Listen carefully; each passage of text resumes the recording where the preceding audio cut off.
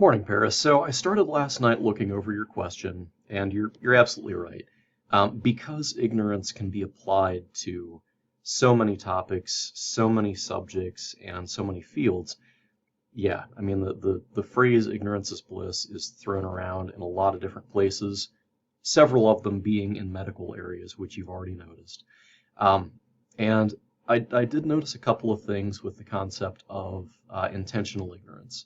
So what we're going to do is we're going to go into the library databases. We're going to look at a couple of techniques, and with any luck, you'll be able to find a way to make this work because it's an interesting enough topic that I think that it has potential for a paper. But like you said, if you're not super interested in making the paper specifically about, medical issues, um, it might take a little bit of creative hunting. So hopefully we can get you in a good spot here. So starting off on the library website, I'm just going to go into the research guides. Once I'm there, I'm going to go down to English. I'm going to open up literally the only thing there. And then I'm going to start in Academic Search Complete. So the first thing that I'm going to do here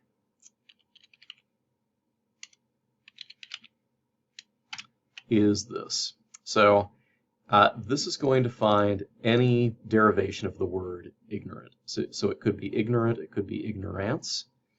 And by starting there, I've got 15,000 results and change, which is awful, but it at least gives me an idea about how many things I'm working with.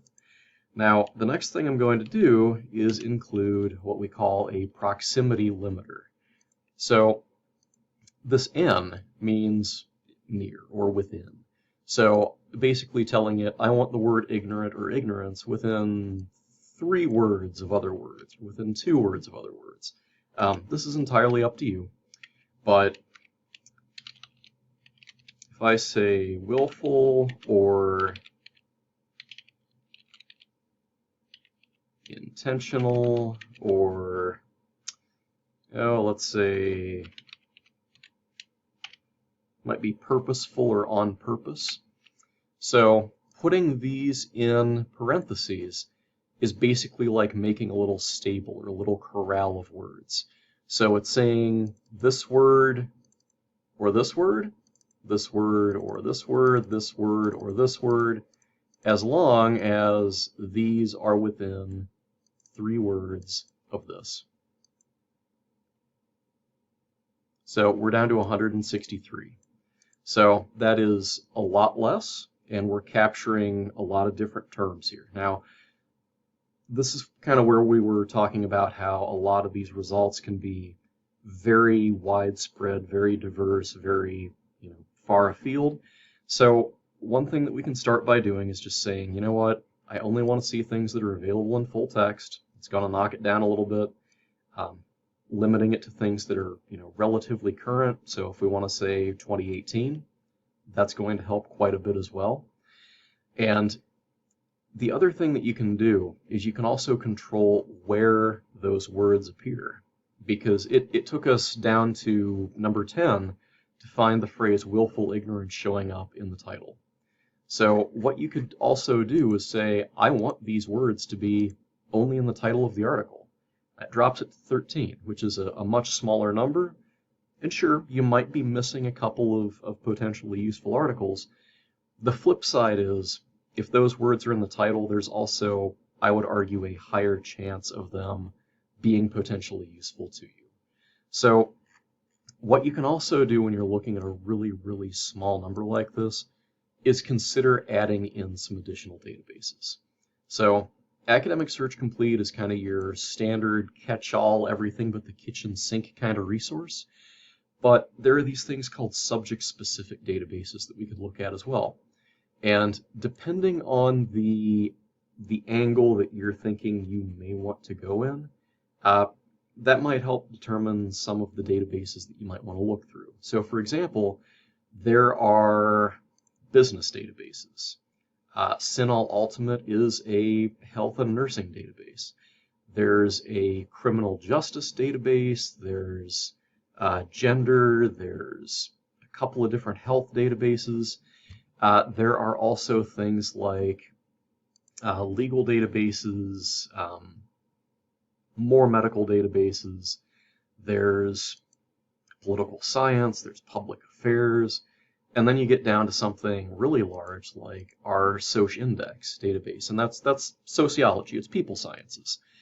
So it's a very all-encompassing, people-oriented sort of resource.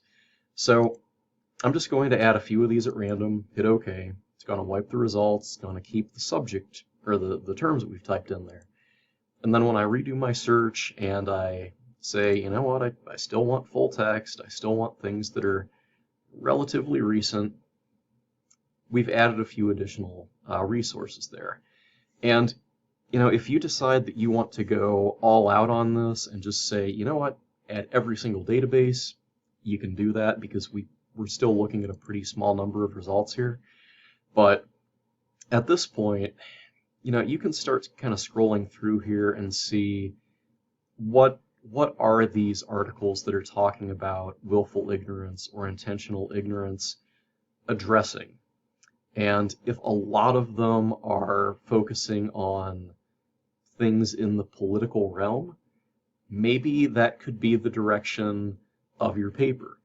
And these articles may not be talking about how willful ignorance or intentional ignorance is bliss, but you could actually use the saying of ignorance is bliss and very quickly transition into the harm that willful ignorance causes. You know, it could be the harm that willful ignorance causes to national security, to minorities, to safety, you know, anything like that, really.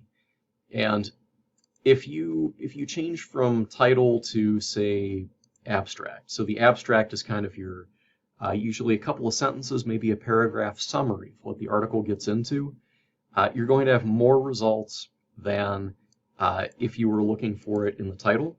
You'll have fewer results than if you were saying, find this combination of words anywhere in the entire article. So the abstract might be kind of a happy medium. So, and just to show you what would happen here, you know, if I wanted to choose databases and I said, look in every single resource the library has. So by the time we say, nope, I want full text articles, and by the time we say, you know, I still want stuff that's relatively current here, you know, we're looking at 247 results, which, you know, it's a larger number than 13 or 18, but that's still a pretty small number, which means that at this point, even with, you know, 200 and some, you can scroll through here and try and get an idea of, you know, maybe you're saying, I'm really not interested in looking at this from a medical perspective. What's the next big subject area that really seems to be popping up? Is it political science? Is it race? Is it avoidance behavior? You know, anything like that. If you can scroll through here and spot, you know, big trends or big focal areas, that might help influence the direction that your paper might go. So, you know, just as a random example here, I have not, you know, tried this yet, but if I say, so if I say politi and do that star, political, politician, politicians, etc. So there's 20 results. So that might be an option for you. If I said, so legislation, legislators, there's 5. Some of those might be the same, some might be different. If I said avoid, it would find avoid, avoiding, avoidance. So there's 7. So because of what your topic is, what you're looking for, kind of that willful ignorance, intentional ignorance, I really get the impression that, and I very rarely suggest this, but were you to keep it limited to looking in the abstract or looking in the title, you could probably search all of our databases simultaneously, because even at 200 and something, like I said, that'll give you the option and the ability to scroll through I'd say like an almost long list of results and see what trends and what big subject areas are out there. And if you can find a theme kind of running throughout there that enough of those articles have in common, that might be a way that you can approach this while still being able to hold on to intentional ignorance, willful ignorance, that kind of thing. So, keep in mind that you can add an additional word in here and really try and drop that down, especially if you are seeing those themes starting to emerge from this list of results. So, for example, if I'm just scrolling through here and, let's say I'm on like the 7th page and I keep seeing risk. So I can pull things out of those subject terms, pop it in there, and see how many things have the word risk in there. So there are a lot of different ways that you can do this, and if it turns out that you start looking through here and one of them is good, maybe you don't want to use risk. Maybe you want to go in a different direction. So I hope that helps give you some strategies and ideas for how you might limit or at least kind of steer your way through these databases. If after watching this you're thinking that the subject isn't as workable as you thought it would be, or you're thinking that you might want to look for more articles like hey, I found this one that looks fantastic, can you help me find more like it? Reach out to me and let me know. This is not the last time I hope to hear from you. I hope this gives you what you need, but if it doesn't, check back in. All right, good luck.